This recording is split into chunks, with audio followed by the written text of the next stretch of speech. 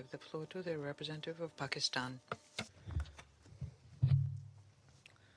Господин председатель, прежде всего я... Mr. President, first of all, I would like to congratulate the Russian Federation on assuming the presidency of the Security Council in the month of October.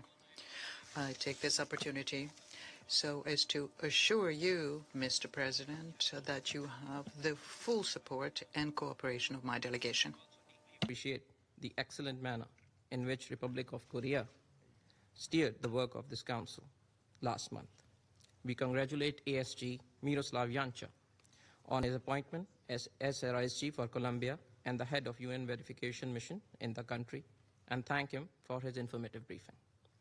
We commend the UN verification mission's efforts to assist the Colombian government in the implementation of the peace plan.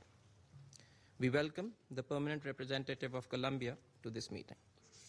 Mr. President, the 2016 peace agreement is a Colombian-owned and Colombian-led effort to bring lasting peace to the country, putting an end to the decades of violence adversely impacting the Colombian people. This agreement embodies much more than the commitments undertaken by the signatory parties. It signifies hope for a better future, a future free from violence, and a pathway to collectively build a peaceful, progressive, and prosperous Colombia. Mr. President, we remain mindful of the difficult and challenging domestic environment in which Colombia continues to implement the peace plan.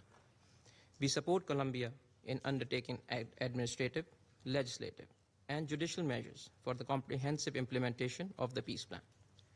We commend the Colombian government and the parties to the 2016 agreement for the progress made thus far in the implementation of the plan, particularly their continued commitment and perseverance. Their willingness to remain engaged is indispensable for the success of the peace process and lasting stability in Colombia. Sustainable efforts for reintegration, advancement in rural reforms, provision of avenues for earning livelihoods, and reinforced protection measures remain central to breaking the cycles of violence. Mr. President, security challenges in certain regions is a matter of concern and threaten to upend the gains and reverse the progress made thus far. Humanitarian consequences from the continued violence in certain regions are also alarming. Targeted killings of ex-combatants, social leaders, and human rights defenders is deeply disturbing and deplorable. We support Colombian government's efforts to strengthen security measures and extend state control to regions lacking institutional state presence. Senator Miguel Uribe Turbe's assassination is a stark reminder of the security challenges that Colombia faces as it moves closer to the electoral process. We support Colombia in bringing those responsible for this killing to justice. We take particular note of the issuance by SJP of its first restorative sentences. Timely implementation of sentences and conditions to ensure their successful implementation will affirm Colombia's commitment to justice for victims and promote reconciliation.